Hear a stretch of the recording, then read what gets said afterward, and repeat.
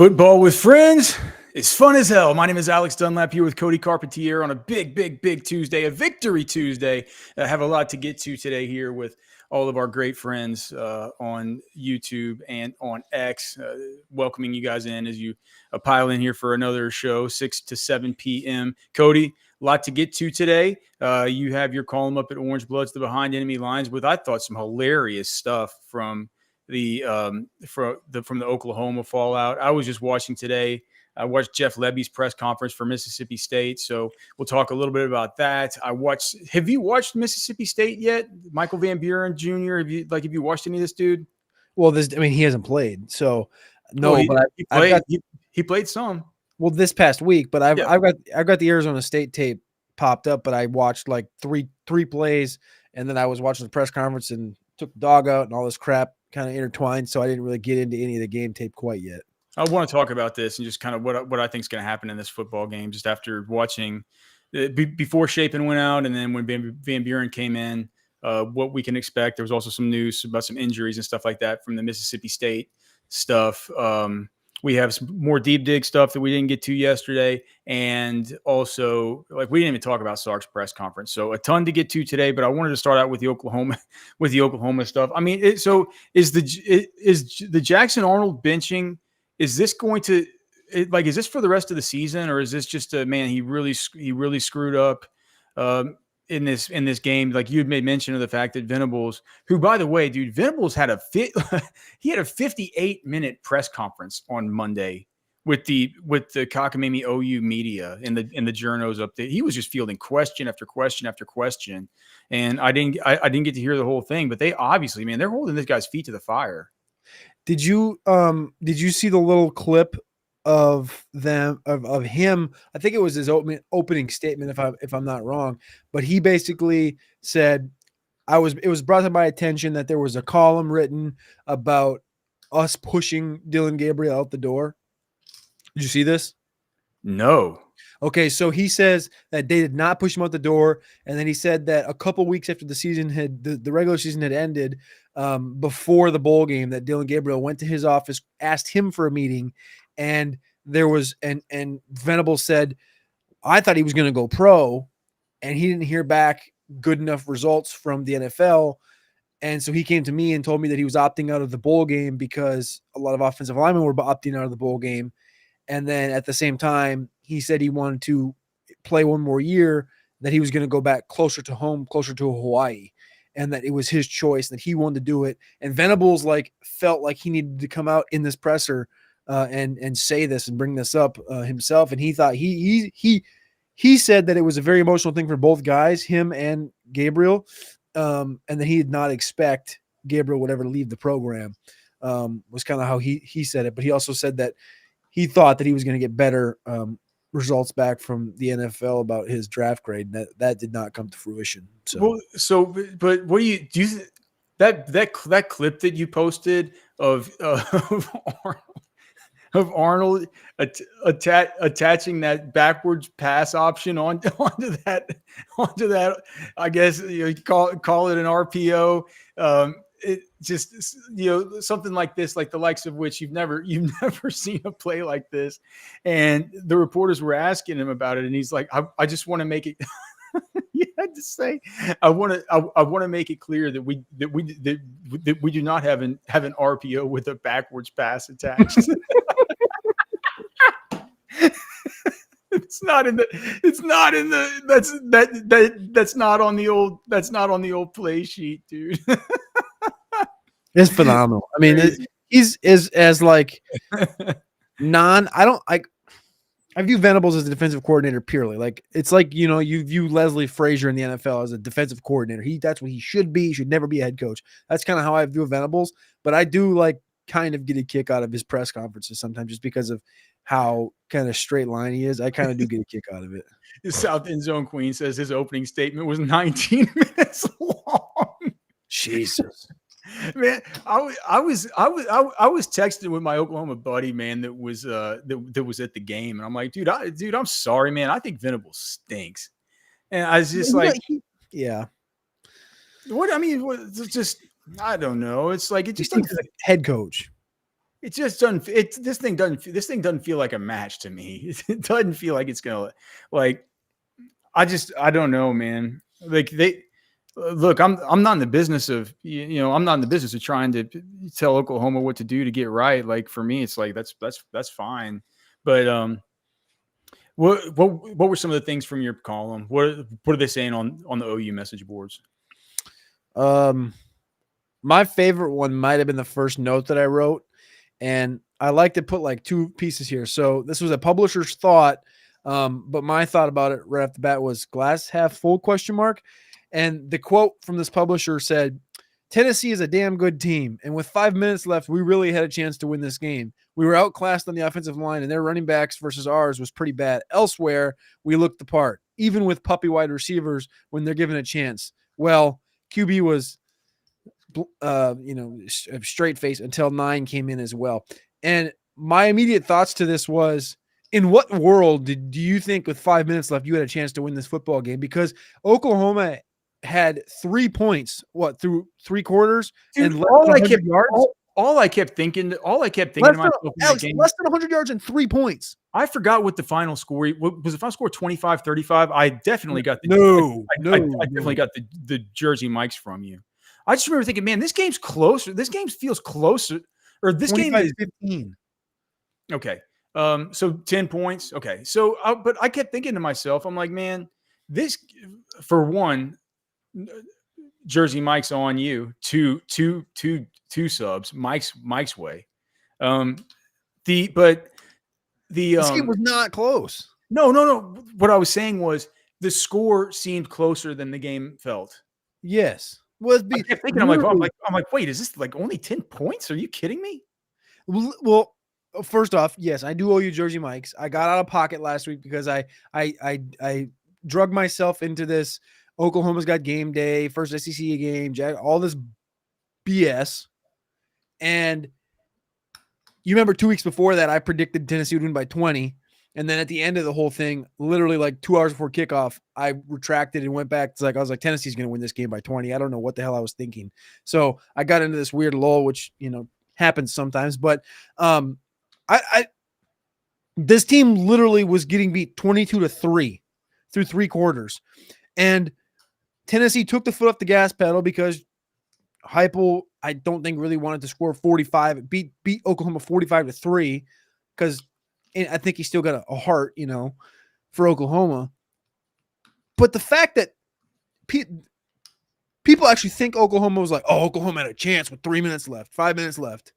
You got me messed up, man. Nico didn't have to do anything in this game. I saw people replying. So in my column, I've gotten some slack. I've gotten some hit from you. I've gotten some hit from multiple people for not adjusting Tennessee aggressively in SEC rankings, in my overall power ratings, which take into account a number of things, not just my opinion, like data points and stuff, and not having them the number, 4, 5, 6 ranked team in the country, having them like 9, 10, 11 because they hadn't really done anything. They'd beaten the crap out of bad teams. And so I make this big adjustment happens when, we hit the week 4 stage where you get a lot more data. And then in the power ratings, I move them and I get the response of, well, all they can do is run the football. They can't really, Nico, he's not really that, like, he's not gonna be able to make this team be that good. And I literally go to that Kent State game. And if you go to that Kent State box score, Alex, the score was 65 to, was it 0 at halftime? 65-0 at halftime. And the guy which Kent State game? Tennessee and Kent State. Okay. Last week, 2 weeks ago. Yep. It was 65-0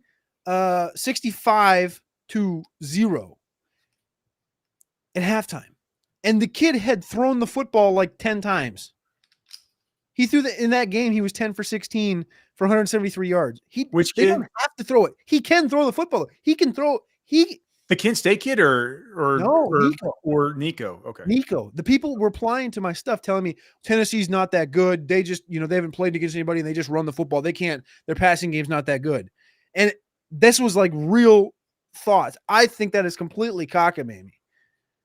The fact that Chris Brezel was a transfer portal guy from Tulane, Brew McCoy is there, and Nico is people maybe don't want to hear this. I don't know. Nico's every bit as good as Arch is right now. They were they were both number one players in their class. And they're like, well, Tennessee's not that good. Like, this is a top 4 team in the country right now. Or wait, were Nico and Arch the same class? I think so. So they couldn't have both been number one. What were they, number one and number two? I think they were 1 and 2, yeah. Nico was one of the most prized. Was Nico pro style and Arch was dual threat in their proper rankings? I don't know. I'm not sure. No, Nico was number 2 pro style and Arch was number 1 pro style. Okay. So number 1 and 2, whatever. Yeah. I mean, it's like, it's not crazy to say that you think Nico is as good a prospect as Arch. I think if I had to, based on what I've seen of the two of them, I would choose Arch. Probably biased. Yes. I would choose Arch too. But I'm saying right now, Nico is every bit as good as Arch right now. Yep. No, it's definitely true. You're saying in there that I didn't. So Nick Anderson's hurt. He got hurt again. My favorite is the Oklahoma side. So I do behind enemy lines every single week on Orange Bloods. I've been doing it since early August or whatever. And Oklahoma is definitely the easiest and the best page to do it for because you get the most information out of them. And I've been covering the Nick Anderson thing for a couple weeks now, and he was ready to play last week against Tulane, and they held him out, what seemed to be on purpose to make sure, like, he was almost 100% last week. Okay, we're going to make sure he's 100% against Tennessee, and this is going to be the game he comes back, and he's a big, big factor. And then he got hurt again with a quad injury, so I'm assuming he's going to be out for at least another 3 or 4 weeks, which is going to put him at that Texas game. And then as far as what did you do with anything else notable from Oklahoma that we just need to be updated on that people care? I mean, because it's such a wonderful thing to see that there's just such. Yeah. I was saying, like, I was just texting my friend, and I mean, it's like, one of my fantasy leagues, like text chats, where everybody just kind of talks smack and stuff like that. He's just like, this guy's just despondent, man. He's like, man, it's like this is. It's like it's a Sooner saying we're gonna get wrecked by Texas this year. Like, what he was saying something like, is it true that they don't even have a quarterbacks coach? Can that possibly? They have co-OCs. I think one of them is technically the quarterback coach. Okay, well, I mean, it's like they're OU fans are tilted right now. They're saying the same thing. They're saying the same thing I've been saying. OU built a culture on, like, defense, be in a place where you can go to, go get developed and to be a quarterback in this wide open spread system. It's fast. It's good. I mean, anybody with a logical brain would tell you that was the last regime. And then as soon as Venables came in, this thing was going to turn into a defensive house. Like, that was I don't know how you would think it. Like, I get where you could say, I'm not saying you got to have it be like a Jeff Levy talk, and we're going to talk about Levy here. I forgot, man, in the open to say that there's also the stuff about the predictions on the final 2025 recruits that the Rivals National guys had. So we're going to talk about recruiting here in a second too. But just it isn't like you have to do what Levy's doing in Mississippi State, where it's like the only thing you really care about is the offense, and it's all about only getting the offense right. And it's about tempo and these wide splits and all all this stuff, right? To where it's almost impossible to have a defense that's going to be able to get off the field and stuff. It's like it's different because it's different style systems, and clearly, like, a guy like Mike McDaniel comes from the Shanahan tree, and they've been able to marry good defenses with that offense. But that guy's been through 3 defensive coordinators and 3 different defensive coordinators since he's been there and stuff. These D coordinators get frustrated with it. I'm not saying you need to just come with some revolutionary offense where you can't play complementary football, but it's just, God, man, it felt like it was baked into the. They have these things. They have the shirts that say OU DNA. And to me, when I think what the OU DNA is, dude, I think Stoops and, like, his understudies and the people that came underneath him. And I can't say I feel bad for them, but I think they're in a bad spot. the Leo B says Seth Luttrell and Bedenbaugh are co-OCs. Bedenbaugh is not a co-OC. It's JJ Finley and Seth Luttrell. Bedenbaugh is just the offensive line coach. Last note from behind enemy lines was just Catch does it every week in the top 10 thoughts. But he does like a buy or sell thing where the people can kind of drop a question and he'll answer it, buy or sell, whatever. They do a similar thing over on the the Oklahoma page, and one of the fans had put in there about Jackson Arnold. He just said straight up, this is favorite quote right here, favorite question, I guess. Can we get our NIL money back on what you gave to Arnold? Clearly it was a bad investment. Bad was replaced with a different word, but they asked for their money back on Jackson Arnold. I don't know if you can do that. Maybe Kmart might take him back. I'm not sure, but do you remember who had the first big NIL deal from? It was from Raising Cane's, and it was Spencer Rattler. And I just remember after he got benched that year for Caleb Williams versus Texas, and Spencer Rattler doesn't get benched that game. I've always said the funniest thing about that game. I've said this a million times, but the funniest thing about that game is that if Rattler just played a little bit better versus Texas, Texas wins that game running away. But he played if just a little bit better, just not miserable enough to just get benched. And Caleb Williams doesn't come in and go absolute Superman.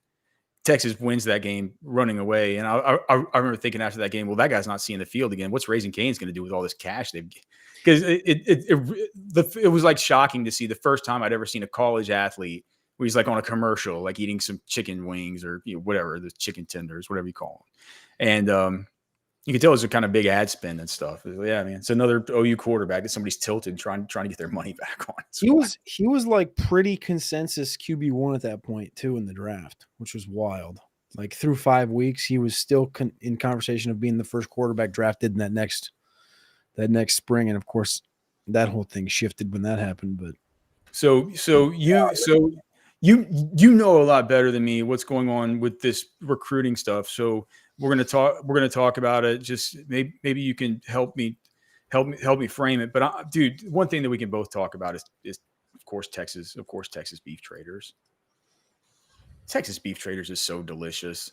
I mean, you guys, if you haven't been there, it's right there in the heart of Lakeway. The beef that they get is ranch direct. It comes from either Mason, Texas, if you get from the Angus herd. It comes from Gatesville, if you get it from the American Wagyu herd. It comes from Lukenbach, if you get it from the 2,500-year-old Piedmontese herd. This is unbelievable beef from unbelievable ranchers.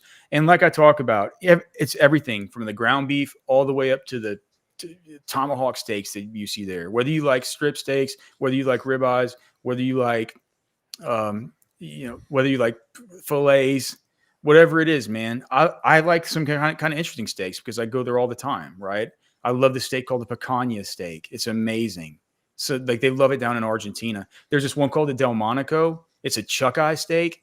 I get that thing so often that if you go in there and you buy one and you look in one of the coolers, it actually says the Dunlap on there. I've always wanted my name named after something. I buy that steak so much that they call it that, right? I mean, dude, this place. It's a place where everybody knows your name. You get 10% off there. Just tell them that you heard about them here on Orange Bloods Live. Texas Beef Traders, TexasBeefTraders.com. We're gonna have snack sticks and jerky soon, I promise. I need to bug Darren about that. We can't just keep promising. Yeah, go check them out. Texas Beef Traders, get your 10% off. You get that every single time that you go in. And if you can't make it into Lakeway, call up there, talk to Darren. If you tell me you heard about him on Orange Bloods, he's probably gonna talk your ear off for like 20-30 minutes about Texas football. So be ready for it. But look, they'll just bring it to your house. That's this kind of operation. Texas Beef Traders, TexasBeefTraders.com. Okay, so you put up the thumbnail. Cody being much better at search engine optimization and things like that than I am. One of the reasons why the show is growing so much is Cody's great job with that, thumbnails, etc. And what you put up today was what? Oh, it says fresh meat because we need to talk about Van Buren, right? That is Van Buren and Texas Beef Traders kind of go together, right? Fresh meat. Yeah. But what about the other part about the Texas recruiting updates? The two remaining blue chip guys. What's our angle on this? The two remaining blue chips. So Adam Gorney at Rivals wrote a column this morning about all the recruits that are in the top 250 that have yet to sign, and a multitude of them have Texas interest. But he predicted two of them to Texas. Javion Hilson, the edge rusher who we talked about a couple weeks ago from Cocoa, Florida. He's also got a visit scheduled at UCF Central Florida, which is in Orlando, which is like less than an hour from his home. Texas. Sounds like he's going to be in Texas for a visit. I think the UCF game he's going to be at is against Colorado. And he's got a teammate that's also on the UCF team as well. But Javion Hilson, Adam Gorney did predict to Texas. He is the 15th ranked player in the country. The other one is, of course, the one that's talked about, I guess, probably the most on the channel of late. That's Michael Terry. And in that one, it was really Nebraska and Texas. Everybody knew that. And the prediction for Gorney was Texas for the 91st ranked player in the country. So those were the two that were predicted to Texas. There's a couple other guys that we've talked about, but they're not predicted to Texas, like Owusu Boateng and Madden Framo, the outside linebackers. Owusu Boateng is the brother of Jeremiah Owusu Koromoa from Notre Dame. Now Cleveland Brown, that's his younger brother. So he's actually predicted to Notre Dame. Madden Faramo was at Texas for official visit in July, and he's also predicted to Notre Dame. The thought, what seemed like Notre Dame got some good young linebackers. I saw one in the Army All-American game just last year. Yeah, I mean they've always had, a good offensive lineman and good linebackers. It feels like they always have something in both of those rooms. Tight end too. But the notes that I had heard from Jason and from others while doing like some behind the enemy lines type of work was that one of the two was going to go to Notre Dame, not both. One of Owusu Boateng and Faramo was going to go to Notre Dame. The other one was kind of up in the air. Faramo, whether it was like USC or Texas, Boateng, Michigan, potentially Texas, but Gorney predicts them both to Notre Dame. I took so much trouble for saying, how do you compare Madden Fariamo to Cunningham? No, Ohio State. Pettijohn? Yeah, Riley Pettijohn. I took so much trouble for saying if I had to rank the two, I'd rank Madden Fariamo, Faramo ahead of him. How do you stack those two up if you just had to? I think Fariamo, dude, he's a maniacal player, dude. He's a sideline to sideline demon. He brings his pads, and I think that Pettijohn might have more tools, but dude, that guy is a linebacker. You could it's like perfect that his name is Madden because he's just a football player. How do you stack those two up? It's have you tough thought about it before? No, I haven't really thought about that. It's tough for me because, as you know, like we've talked about before, when you do see some guys live, you get like a confirmation bias behind it, and like I know Pettijohn's going to be good. I've seen him. And it's too clear as day. Faramo I've only seen on tape, so there's a little bit of bias, I guess you'd say, into that evaluation. Faramo's good. I don't know if I would put him ahead of Pettijohn. Have you seen him live? Pettijohn, but not Faramo. No. So Alan McCade has got it over on the chat. Faramo. Yeah, Madden Faramo. I trust him on that because I know it's not Fariamo because that would mean the I is before the A, but the A is before the I in his name. Gosh, but so do you think that is he on the periphery of maybe Texas going to be able to get him? What if JOK's brother goes there? That was the thought, like a month and a half ago, was that first it was USC. And I believe this is one of the ones that Jason talked about. Like every time this guy goes to a visit, he comes away and he's like, that's the place. Like he gave like a silent to USC type of thing. He gave a silent here, like things like that. I feel like the Faramo has probably, it feels like his ship's kind of passed a little bit. The Owusu Boateng thing feels a little more real. Catch had a great, I thought, great explanation. Of course, it's kind of pre my time. I obviously know who Eric Winston is. I've told you before, I'm a Miami fan. That's kind of the one team that I've tracked for the majority of my life is the Miami Hurricanes. And he said Eric Winston's recruitment reminded him of Usu Boateng because Eric Winston, the offensive lineman, he ended up at Miami, but during his recruitment, I guess his stepdad was an A&M fan, a maniacal A&M fan, and Winston wanted to go to Texas. And because he felt like whatever, that whole dynamic, he just shipped it and went to Miami. Well, he brought up, Catch did, that Boateng with his brother Koromoa having gone to Notre Dame, that potentially not going to Notre Dame, but then going to Michigan is kind of a similar thing to Texas and Texas A&M, and that there's a hypothetical, it feels like maybe a galaxy brain type of a thought here from Catch, but it's kind of galaxy brain. It's kind of pretty galaxy brain, but I kind of like it, right? And he goes, kind of like your Rams pick last week, galaxy brain, but you kind of like it. The Miami thing for Eric Winston would essentially be Boateng like picking like Texas. It's something out of the blue, something not far away from expectation of Notre Dame or Michigan. I'm going to Texas. How many players out of that? Like, how many players did they have to go through and make these predictions on?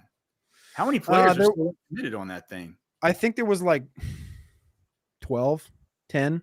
There's only 10 left in the whole 250? There's not a lot on here, yeah. Okay. So they didn't do it for every. I guess people are just mainly committed by now. Maybe it was, it was, there's not a lot on here. There's maybe 15 on here. Not a lot.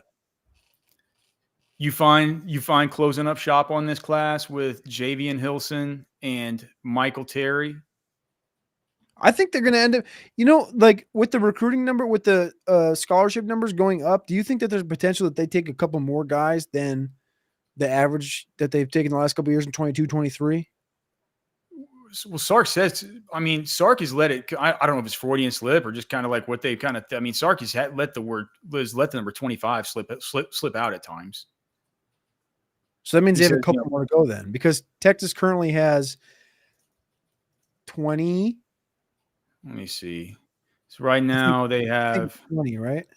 It's either 20 or 21. Somebody in the chat can let us know. I don't want to count them. 20. It's 20. I'm on the commitment page now. It's 20. Okay. So that would leave room for like 5 more, which my Hayfield math tells me that's Hilson, that's Terry, that's potentially a linebacker, like a Boateng. In Jason's 3-2-1, he basically said if they offered Malcolm Simpson, he'd probably go. He's the one that's Is he 2025? He's committed to Nebraska. What's going on with? Why don't they? If they keep on bringing him in, but they haven't offered him. He's only a 3-star, right? Yes, but Catch will tell you that he's a 5-star talent. Catch says that 3-star tweener is a 5-star talent. He's 6'4", 265. He says he's a 5-star talent, but there's some off-field stuff that like earlier in his high school career. I don't know anything about it. I just know that Catch has a pretty strong stance on Simpson. Sorry. We should have, man. I wish we could just watch the huddle. I would like to watch Simpson. This is weird. What's going on with him? The other one that kind of came out in his 3-2-1, Jason's 3-2-1, is a defensive tackle from A&M visited Texas in the spring, and he's there's some rumblings about this guy Chase Sims, but the one that I liked, and I know you'll like this, is Dalen McCutcheon. McCutcheon told OB on Monday that he's still undecided if he'll make it in for the game. The good news, if he doesn't come in, we'll expect to see him for the Georgia game. And SMU is hosting Florida State on Saturday night this week. So McCutcheon could turn up at that game, especially since SMU is a school he's considering. Nebraska is also working on McCutcheon. So McCutcheon, like his recruitment may be wide back open. He's also the Florida State commitment.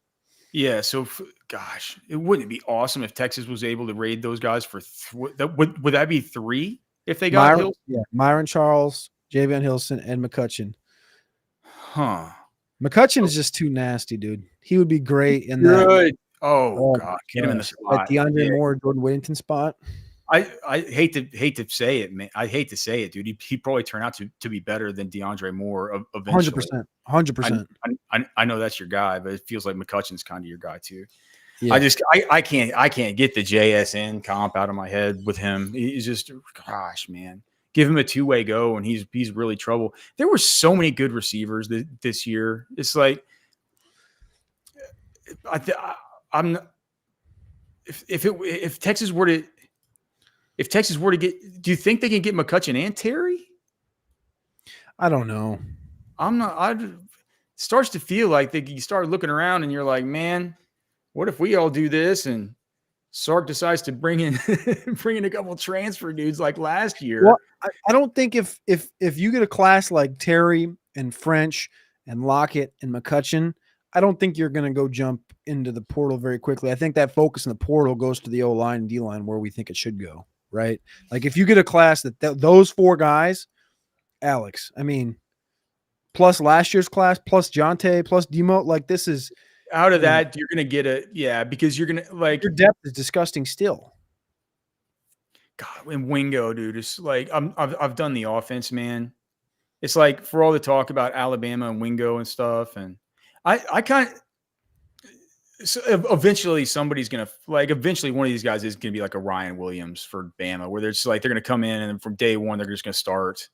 You know what I mean? It's like that's what Wingo is. Yeah, no, I mean, dude, well, Wingo doesn't start, but I mean, but you know what I'm saying though? Like he's essentially he's a massive part of the offense. The difference between Bama and Texas right now is that Texas is just what Alabama used to be as far as depth. Like now there's so much depth that Wingo can't start. But if Wingo was at Bama today and Williams was at Texas today, Wingo would be, you see what I'm saying? Like, I think Wingo's incredible. I just think I think he's going to be going to the NFL in 3 years. His body control, the way he adjusts to the football, like his body. I mean, look, he's a freshman. Look at him. Yeah. I mean, and I was almost kind of surprised on the defensive pass interference on the deep ball, the kind of bad ball from March where they interfered with him, the first deep ball to Wingo. Yeah. I was like, kind of like, he's been so good that I was almost expecting him to just defeat that horrible pass interference and still make the catch. And he came close to doing it. And it's like, that's how good that dude is. So yeah, I would think if you were to land all four of those dudes, and that's certainly not what's being predicted right now by Adam Gorney. But here's the thing though, man, I think that Gorney knows the stuff about these players from their level, from what he's talked to him about, asking him the questions that he thinks are the right questions to ask, right? And in doing so, I think that we can deduce that we've been kind of saying that looks like it's going to probably happen at some point. Who knows when? Hilson, who knows when? The question I've always had is, what's the next commit for Texas right now? Is it a 2026 or is it a 2025? Right. But I just think that a dude like Gorney, man, he's got so many of these high schoolers that he has to talk to and think about stuff like that. He's not thinking about things from the team level from each team. And and even if he has access to the information from the guys at Orange Bloods, he could ask us, he's like, well, what's Sark's plan? Be like, well, Sark thinks he's going to flip a bunch of dudes, and he thinks this and this. And like this guy, they like, whether you think it or not, they think this guy's a legit target to possibly flip this dude. And if he if he knew that, maybe he would like ask him or ask more leading questions to them, be like, well, is Texas in it at all? And then he might get a hint like, well, yeah, I'm actually going to Texas for the Georgia game. Like stuff like this. Right. So yeah, I think the point is, I think that this prediction from Gorney, it shows that it's those two are chalk picks to end up at Texas, right? It doesn't take any of your gal brain stuff. If Texas only gets those two for the rest of the 2025 class, I would be surprised. I would be surprised. Yeah. Because here's the other thing. He's only talking about uncommitted players. He's not talking about dudes that could possibly flip, right? He's not like Mbachu from Florida, Simpson from Nebraska, all these. McCutcheon. Right. He's not thinking about the flips. If you wear Poncho shirts, you might as well just want to flip up your collar. Just walk around flipped up collar. Because dude, you're the man whenever you're wearing these Poncho shirts. Those Western shirts with those pearl snaps like Colt has on right now. Check this out. He was wearing this one during the game. This one's called the San Jacinto. You can get it in short sleeve or in long sleeve. And just if you look at the picture right there on the right, and you just see how well these shirts are put together, you know that they have a lifetime warranty on these shirts. So if you spill something on them or you get fish guts on them, I don't think that counts. But if there's anything that happens with, any of the stitching or like there's something weird with a pocket or it doesn't fit right, look, it's never going to be wrinkled. These shirts have wrinkle free. I don't understand how that technology can even exist, Cody. That these shirts can be wrinkle free, but you put them on and they somehow lose their wrinkles. You never have to iron them. Very cool, very breathable. They're great for the ranch. They're great for the hunting lease. They're great for driving around, filling up corn feeders, or just kind of hanging out by the pond and doing some fishing, going golfing, going to church. It's like, man, this is a shirt for everything that's like good in life. Okay. So check out Poncho. They got pockets for everything that you need. They're put together so well. Poncho Outdoors, thanks so much for being a great sponsor here of Football with Friends. And thanks to all the well over 600, creeping towards 700 concurrent viewers right now, man. That's a big deal. We can't thank you guys enough. And the Leo B is right about remembering to hit the like button and the subscribe button. That helps the show to grow. What also helps the show is our great sponsors. And, of course, we always thank Specs for providing us with the Specs chat line.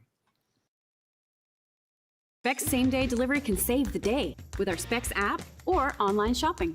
From world-class wines to hard-to-find spirits and craft beers to gourmet foods, delicious snacks, and spectacular sweets. It's Specs. Cheers to savings.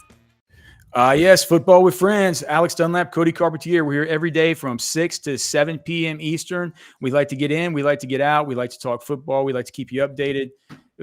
Awesome weekend of football coming up, Cody. How far did you drop Oklahoma in your SEC standings that we had to turn in to catch last night? I believe I have them at 11. 11? Okay. I think you might have taken them down a little farther than I did. Maybe I didn't do it right. And dude, I'm going to get some trouble, I think, from people on this because I actually moved. Let's start at the top. Let's just start at the top. I moved Tennessee. I moved Tennessee a little down one spot, but I can tell you the reason why. What? Yeah, I can tell you. I can tell you the reason why, because I think Alabama is going to beat Georgia, and so I figured, okay, well, if I think Alabama is going to beat Georgia, that means I think Alabama is better than Georgia. So I moved Alabama to 2, but I couldn't move. If Georgia loses to Alabama, then I'm going to move Tennessee just right up over them, back to 3 where I had them. But what I have now is Texas, Alabama, Georgia, Tennessee. Because I do think that the winner of Alabama, Georgia, Alabama, Georgia. You have Texas, Tennessee, Alabama, Georgia. So you think the winner of Alabama, Georgia is still not as good as Tennessee? I don't think either one has the defense that Tennessee has. So you like Tennessee's defense? Yeah. So why do Tennessee fans act like their defense isn't that great? I saw some jabbering on Twitter, people like just making jokes to OU saying like our defense didn't even play great or something like this. Well, maybe contextually on the season they didn't play great, but that's a really good defense. It's not like it's a fantastic defense, but I don't think Bama or Georgia have fantastic defenses this year. They just don't. So, I mean. Oh, dude. Let me get to this thing, and we'll get back to this conversation. Heron T, because he asked this earlier. He said, my bad for asking again. I emailed you, Alex, but my car crapped out going to the live show. Would y'all be open to doing another live show? Dude, I saw Heron T. So he really did send a photo in his car, like of his dashboard and stuff. He drove into the live show at Texas Beef Traders from Houston. Oh, and his car died like in Austin on the way out to Lakeway. Oh, and he couldn't no. I was like, dude, if like you should have.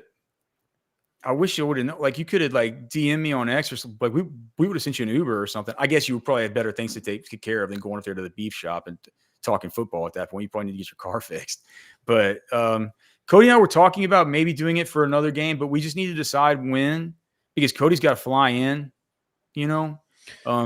And the other thing is that we're gonna have to do it for a home game, because so many people told us, they're like, dude, why would you do this for an away game?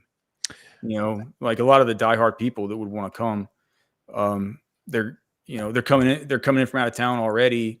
You know, they're like, I would have loved to come out there on Friday night, but no, I'm going to Michigan. So we'll try and think of a home game. I don't know. It's basically up to Cody, because Texas Beef Traders is right. You know, it's 15 minutes, you know, 15, 20 minutes just up the back roads up into Lakeway from my house. But the two that are open, the only two that I can think of that can work is the Georgia game and then the Kentucky game. And I'd be down to do both. But I mean, the Georgia game is the biggest game of the year. It's a lot going on in Austin, but we'd have to get some responses from people in the chat that say they're going to tap in. And I'll buy the flight. You say, hey, we're coming to eat some meat. You come to support the show, and your boy will buy a flight, and your boy will be there.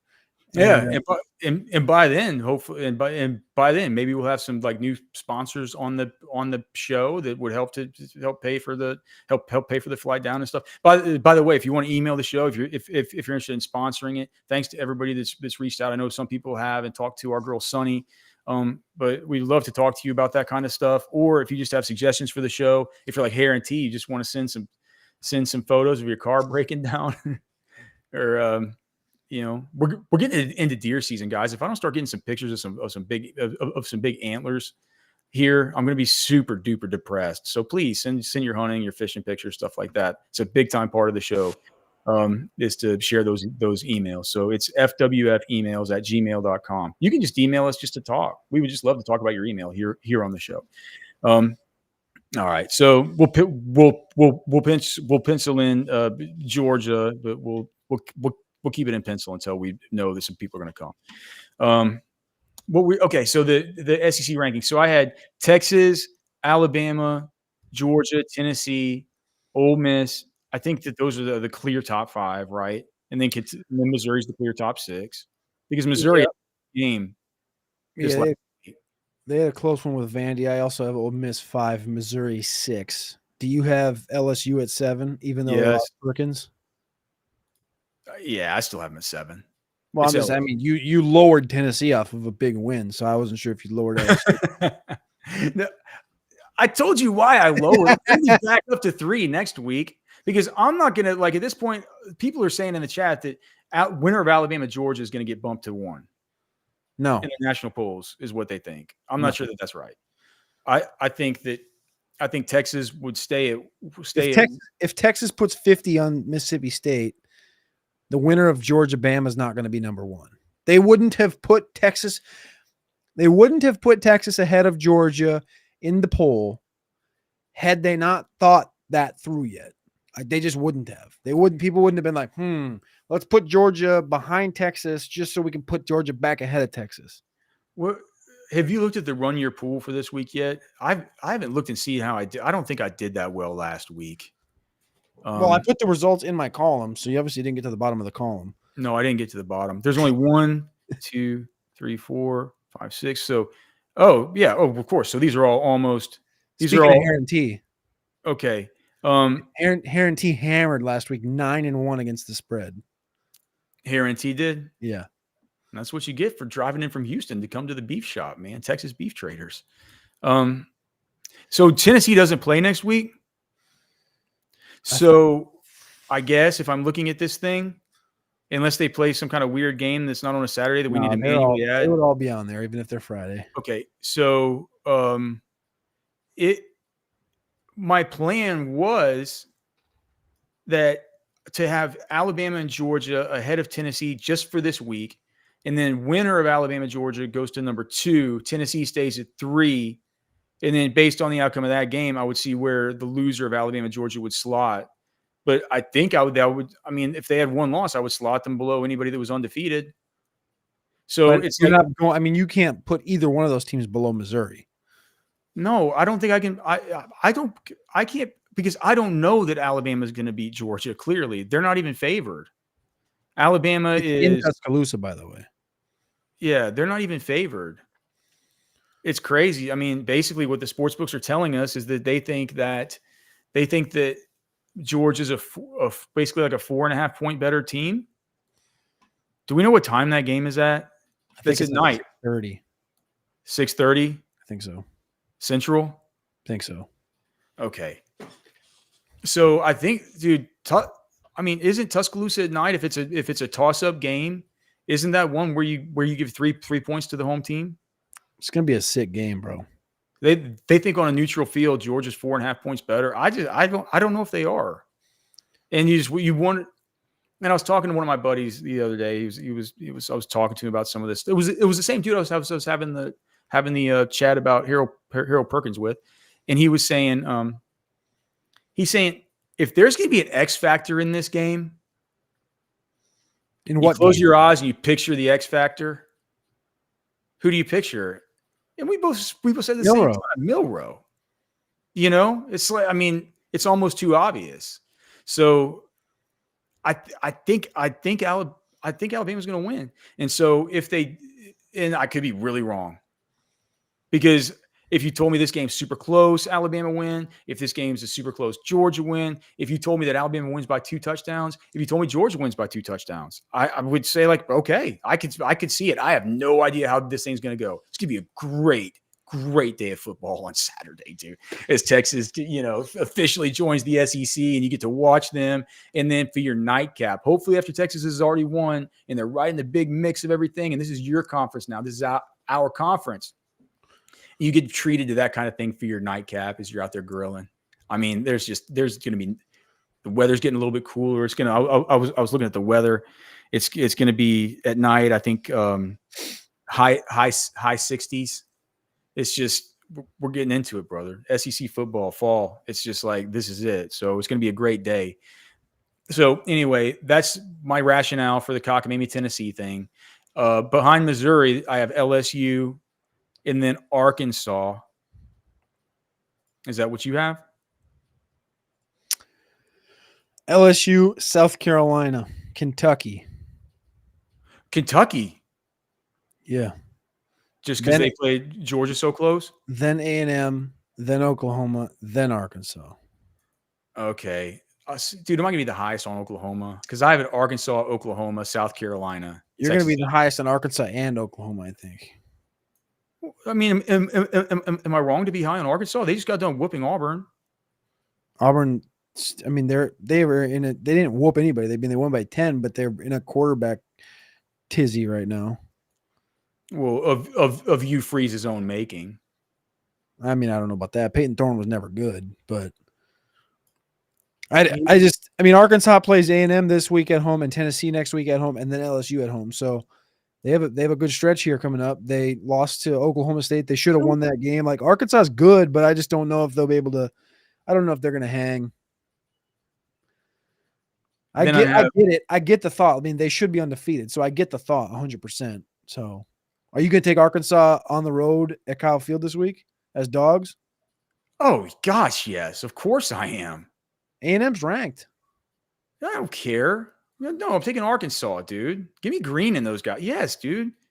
Yeah, man, for sure. Give me Arkansas and the points. I'm not sure that they'll straight up win, but I saw that thing was I'm getting 3 in a hook. Yeah, yep. Dude. Yeah, man. Give me that game. That game's gonna come down to a field goal. All right. And then I rounded it out with so I have Arkansas, Oklahoma, South Carolina, Texas A&M, Auburn. Wait, so to be clear, you have Arkansas at 8. 1, 2, 3, 4, 5, 6, 7, 8. Yeah. Okay. Who's better? I mean, South Carolina's got one of the better fronts in the conference. I think South Carolina's better. So South Carolina has not been a mirage in your eyes? What was the mirage? I mean, they bounced back after they should have beat LSU, and they beat the brakes off of Kentucky. well, that was a week before, but they beat the brakes off of some sissy this week. Like a game they should have won, they won by like 50. Akron. They had to bounce back against Akron at home, and they did what they should have done. I think an old South Carolina team drops the game, but makes that game way closer than it needs to be against Akron after that close, very high intensity game against LSU, and they just walked the dog against Akron. So is Chad Gibson saying that game is at at AT&T? I think so. Yeah. So that's not at Kyle. That's not at. Yeah, I said that wrong. Kyle Field. Like it even more. Aggies are having to go to the big city, man. They don't know what to do once they get there. All right, I'm gonna switch my pick to Arkansas because I forgot about the damn. And then my final ones are Auburn, Vanderbilt, Kentucky, Florida, Mississippi State. I think Mississippi State's last. I watched them. Yeah, I watched them today. Do you have Auburn ahead of Florida, or Florida ahead of Auburn? No, Auburn ahead of Florida. Okay, same. And then Vandy ahead of Florida. Vandy, Auburn, Florida, Mississippi State bottom 4. No, I have Kentucky bottom 4. Holy Christ! I just do. You better not tell Deion Walker that when we get to the combine. I won't. He's gonna eat you like a snack. I won't. Like a beef stick. I won't do it. Snap your head, dip you in some honey mustard. I can't. I don't know. Maybe I'm just like. I think that I don't think that they get good quarterback play and stuff. I think they're going to fold up like a tent eventually. Do you think he's any good? Who, Vandegrift? Yes. No. But I mean, we're split. I mean, we're really splitting hairs, like talking about, the eighth, between like the 8th and 13th best team in the like. Who cares? Yeah, we just acted like it was a giant deal. So I'm just. Well, I mean, yeah, it's a giant deal. I mean, it's Kentucky, man. I mean, it's just a giant deal. Okay. Levy today said that Michael Van Buren is going to start, but Chris Parson could also get some run. Van Buren. Wait, time out 1 sec. But before we get off this, so the spread's 17.5 between Ole Miss and Kentucky, and this game's at Ole Miss. So you're thinking like this is like a 50-10 drumming or what? I think. Oh no, not 50-10. I think it'd be like 45-21 or something. Okay. Yeah. Sorry. I just thought of that because Ole Miss I know is a top 5, and if you have Kentucky bottom 5. Yeah, I think it's going to be. I think that they'll blow him out. So, anything that stood out to you, just what he's talked about when he talked about Van Buren? Do you know one of the things that stood out to me about Levy is him saying like he just really this kid Chris Parson. Apparently, what he's been doing in practice is turning over the football and just being completely unpredictable. So I don't know if he kept saying like with Van Buren, it's just about the predictability of the play. It's just it wasn't anything that Parson did wrong. It was just, it's the predictability, all this stuff. He really cares a lot about this because he just said that if you watch if you watch that game last week, I mean, he just said that it's like that game really did get away from him just during like 8 to 9 plays in the second quarter. Wherever, if you hear the way he describes it, it really does happen fast. But so that was the Florida game. And he's like, you got 7-7, and then you have a punt go out of bounds where they have incredible field position. And then all of a sudden they score 14-7. We go 3 and out. They have a big punt return. And now we're down 21-7 and 8 to 10 plays right there in the middle of the second quarter. And it's just like, I tell the guys this week, it's like, you gotta, for every single play, you can't turn it off, man, like this, because like that first punt, right, goes out of bounds, gives them good field position. That's like a turning point for the game at that point's over.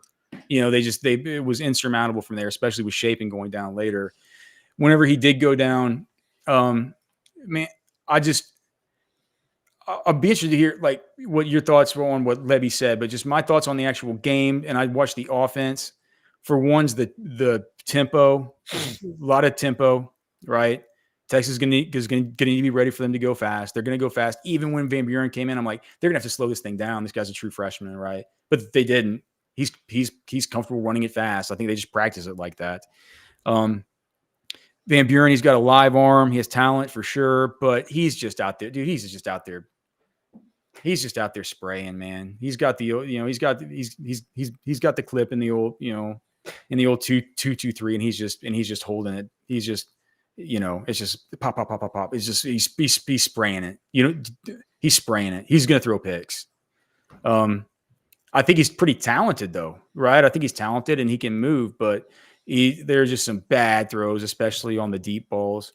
They're missing their starting running back, Kevon Lee, but they have number 21 and 20. That's Devon Booth and Johnny Daniels. They both looked really good versus Florida. 200 and 205 pounds each, both good BMI. They fall forward. They're listed as co-starters on this thing. And to me, I'm just like, dude, these are your backups. These are pretty good runners, man. I looked at Cockamamie PFF. So here's what it said. So Daniels almost 4 yards per attempt after contact. Booth is at 2.39, so not quite as good there. Both have relatively high breakaway run weights between like 30 and 35%. For reference, Jaden Blue is like 18.6% as far as his breakaway run rate. Daniels especially, Johnny Daniels, number 20, I think he's 20. He's forced 14 missed tackles on only 32 attempts, and he forced 8 versus Florida last week. And maybe that's why I thought that he looked good, because he had 14 attempts. He forced eight missed tackles. So that might not be indicative of how those guys have looked, but they did talk about in the press conference that they were getting much better offensive line play than they'd seen before. My final thought, Cody, before I hear from you what you thought about it, was I think that their offensive line does look kind of decent. They did look good. They looked decent in that game. The right side can move people. The right tackle is tall. He's one of these tall, super tall guys. He can get unwieldy and unbalanced and stuff like that. I think in the run game is where you have to really do. If he gets overextended in the run game, what Colin Simmons needs to do, what Trey Moore needs to do, is just pull him and use his weight against him and just throw him down. It'll be really easy to do. You can see some of the Florida dudes doing it, and he just can't help it. He's a tall guy, very unbalanced. And then the center, number 67, you got to be quicker than that guy. If you can get a good first step on that guy, he's a decent player whenever he can get his hands on you, right? But you can blow up his play side half against zone. You can do that and then just have the linebacker fill a gap, and you can wreck cut back lanes. So, but you need the interior D-line to be quick with their feet, quick with their first step. And I think that can be tough versus a tempo attack if they're just, if they get in the rhythm as play after play for the interior D-line. I think they need quick first steps from the three techniques. They need to blow up number 67's play side half, and that big boy number 77 at the right tackle uses balance issues against him. And that's my takeaways after watching the offensive line and kind of hearing what they said today. You got any quick takeaways, Cody? Unfortunately, I cannot think of a defensive tackle on the Texas roster that has a quick first step. Well,